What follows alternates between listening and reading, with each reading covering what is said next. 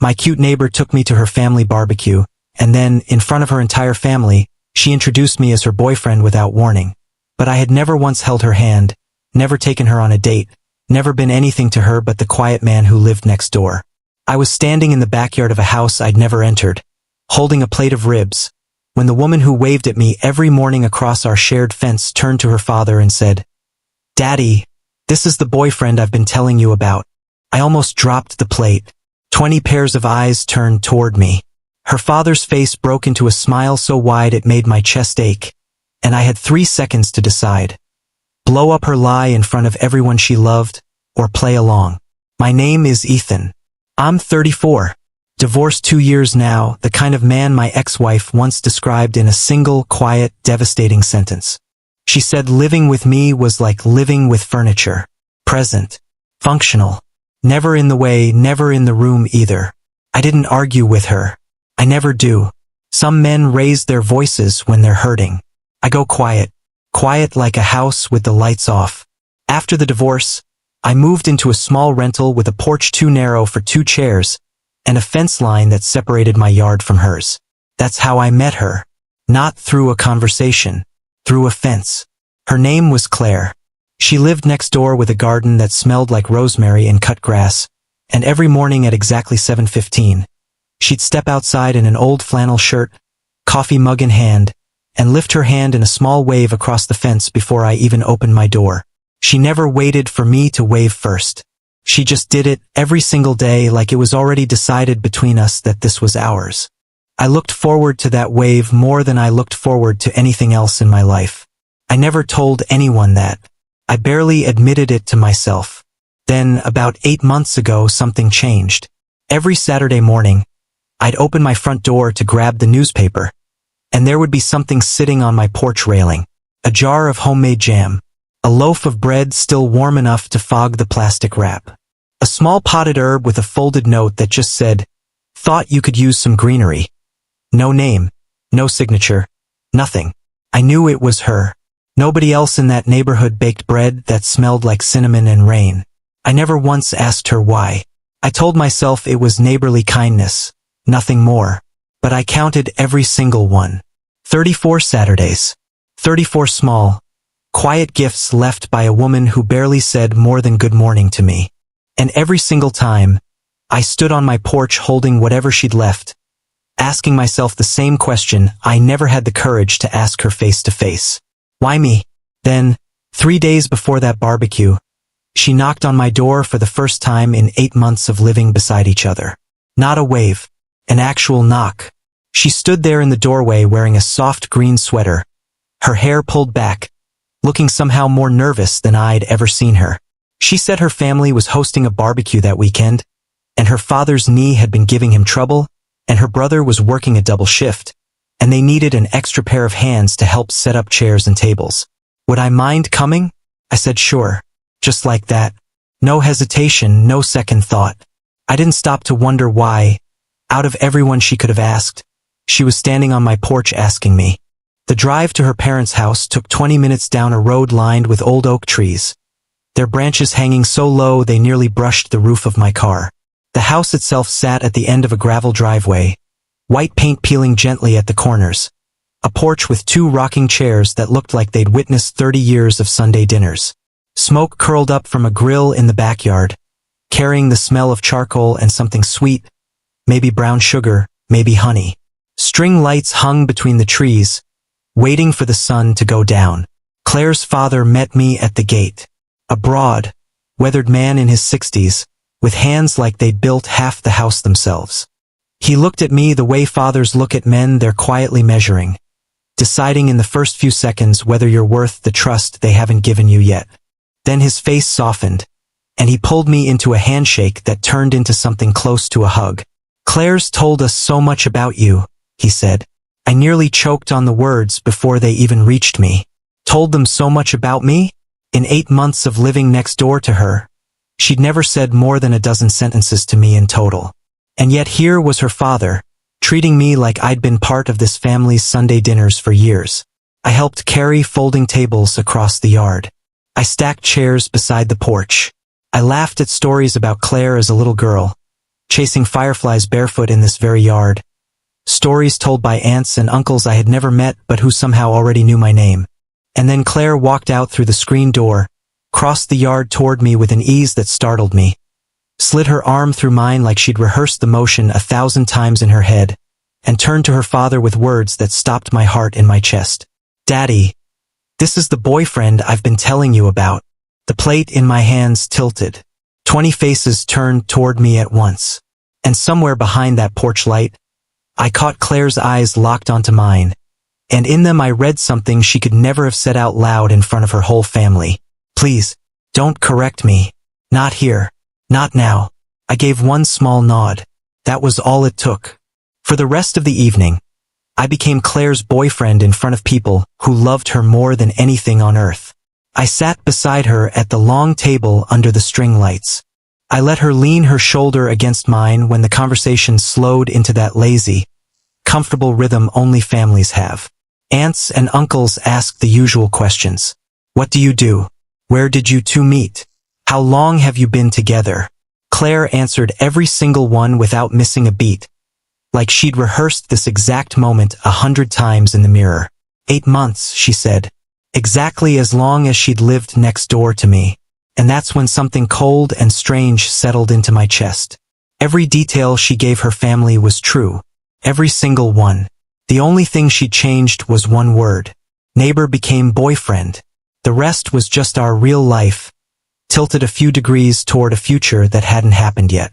Before I go further into what happened that night, I need to ask you something, because if you've made it this far, you already care about how this ends. My ex-wife once told me I'd never build anything people would care about. She said it the week she left, standing in the doorway with her suitcase already in the car. She said I'd never make it to 50,000 people who'd actually want to hear what I have to say. I didn't argue with her that day either. I just quietly promised myself I would. So if this story is pulling at something in you right now, if you want to see me prove her wrong, hit subscribe and turn on that notification bell before we go back into that backyard. Every single one of you watching this is part of that 50,000. Let's get there together. Now, back to the yard, back to the string lights, back to the family who thought I belonged to their daughter. A man walked through the gate late, still in his work clothes, boots dusty, jaw set hard. Claire's brother, Marcus. He looked me up and down without offering his hand, the way a man sizes up something he hasn't decided is safe yet. "So you're the one Claire won't stop mentioning," he said flatly. That single sentence did two things at once. It told me Claire had been talking about me for months behind closed doors, and it warned me that Marcus hadn't yet decided whether I deserved that.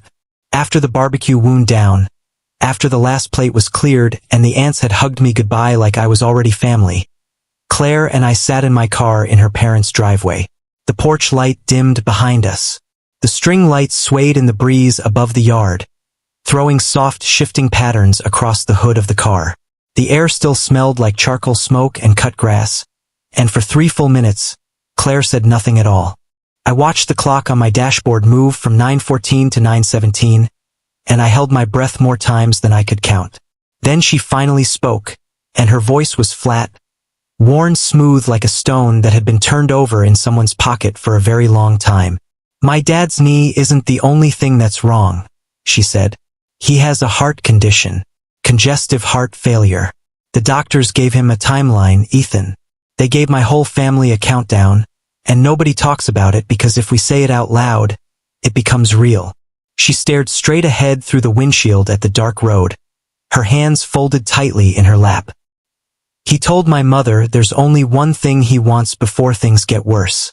He wants to see me settled, happy, with someone he trusts before he runs out of time to trust anyone at all."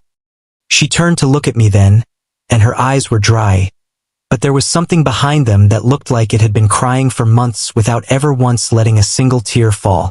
I couldn't bring just anyone into that house and lie to my father's face. I needed someone I actually trusted enough to stand next to. Someone who wouldn't turn this into something ugly. She paused. "You were the only person I could think of." I didn't say anything. I didn't reach for her hand, and she didn't reach for mine.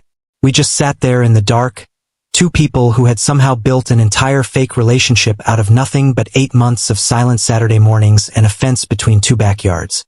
When I finally drove home that night, I walked into my kitchen and stood there under the flickering light, staring at the loaf of bread she'd left me 3 days earlier, now going stale on my counter. And for the first time since my divorce, I felt something crack open inside my chest that I thought had sealed shut for good. I wasn't angry that she'd used me. I wasn't even confused anymore about why she'd chosen me out of everyone she knew. I was terrified, because somewhere between carrying folding chairs across that yard and hearing her father call me son before I'd even earned it, I realized I didn't want this to be pretend anymore, and that terrified me more than any lie ever could.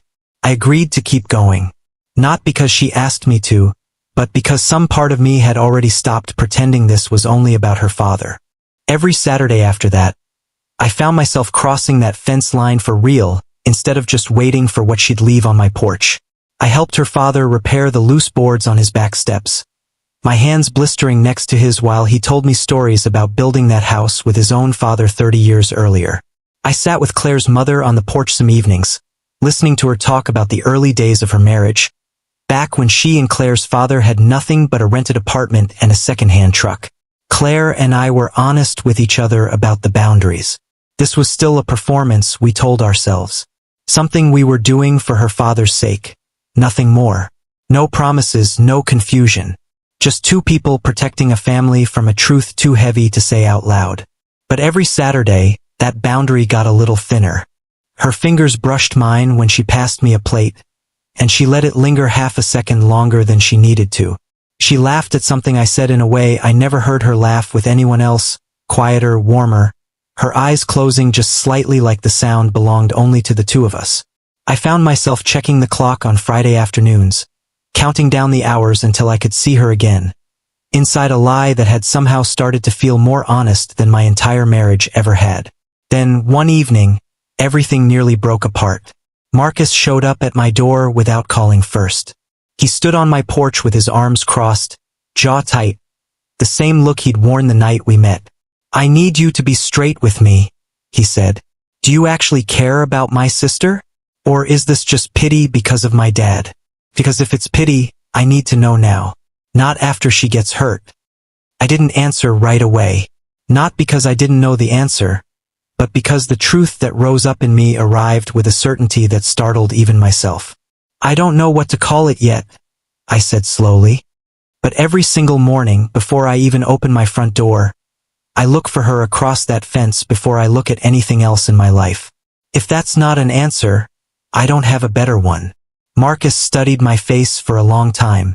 Something in his expression shifted, the way a man's shoulders drop when he finally decides the ground beneath him is solid. Then, for the first time, he offered me his hand. I took it. This time, it wasn't a test. It was acceptance. That same week, Claire's father collapsed in the kitchen. An ambulance ride, an overnight stay, machines beeping in a room that smelled like antiseptic and fear.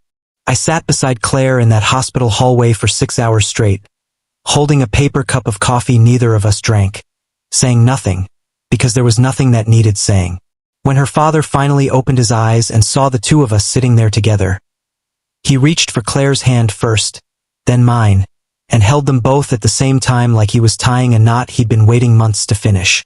"I knew," he whispered, his voice rough from the tubes still taped to his face. "I knew from the first night at that barbecue you weren't really her boyfriend yet." He smiled weakly. "But I also knew you would become one. Some things just need a little time and a small push."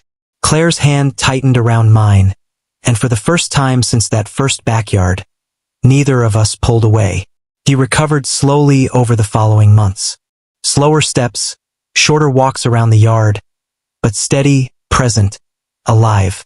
And somewhere in those months, without either of us marking the exact day it happened, Claire and I stopped performing entirely.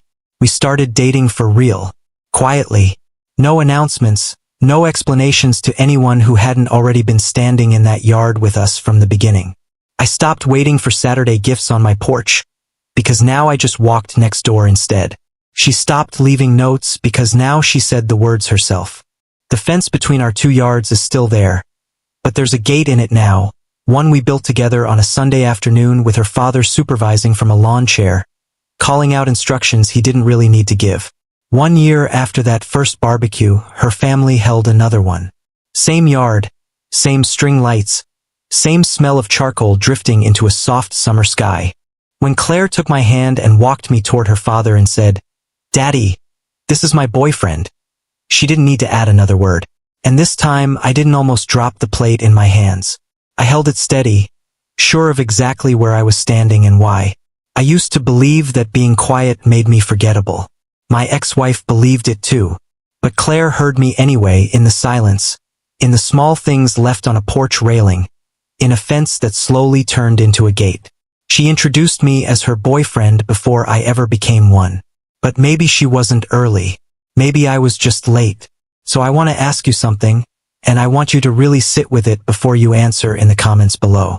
If someone you loved introduced you to their family as theirs, before you had ever said a single word about it out loud, would you correct them in front of everyone they love, or would you quietly decide to become exactly what they already believed you were?